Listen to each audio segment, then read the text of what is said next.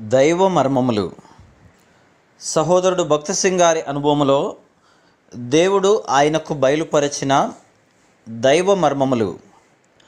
April 4.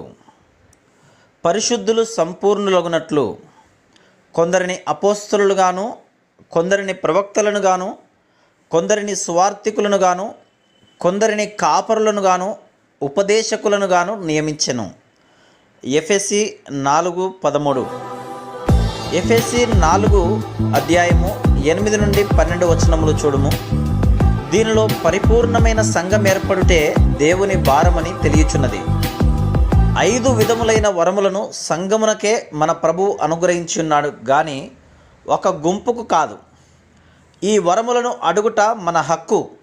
ఒక ఉజ్జీవ కూటములో సంచరించుమని ప్రభువును మనం కోరినట్లే అపోస్తలులు, ప్రవక్తలు, సువార్తికులు, కాపరులు, ఉపదేశకులను అనుగ్రహించి మనలను ఆశీర్వదించమని ప్రభువును అడగవలను.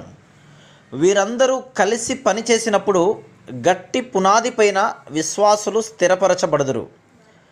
తిరిగి జన్మించిన వారి మధ్య వరములు ప్రత్యక్షమగుట లేదని చూడగా ఇది మా తప్పే అని నేను గ్రహించగలిగితిని. సంఘములను స్థాపించు అధికారము అపోస్తలులకు ఇయ్యబడింది. దేవునిచే పిలువబడిన వారిని పరిచర్య చేయుటకు వారు నియమితురు. దేవుని మనస్సును కనుగొని దానిని సంఘమునకు తెలుపువారే ప్రవక్తలు. అవిశ్వాసులకు వాక్యము బోధించి వారిని మారు మనసునకు రక్షణకు నడిపించువారు సువార్తికులు. ఇది వారి ముఖ్యమైన బాధ్యత. ఉపదేశకులు అన్ని తరగతుల ప్రజలను సమీపించి ఓర్పు, ఆదరణ, దయలతో వాక్యమును ఉపదేశించుదురు. కాపరులు తల్లిదండ్రులు గొర్రెల కాపరుల వంటి వారు. దేవుని మందను పై విచారణ చేయుచు దాని కాయు బాధ్యత వీరిది.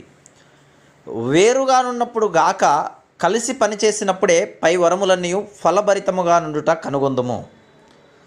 Praise the lord.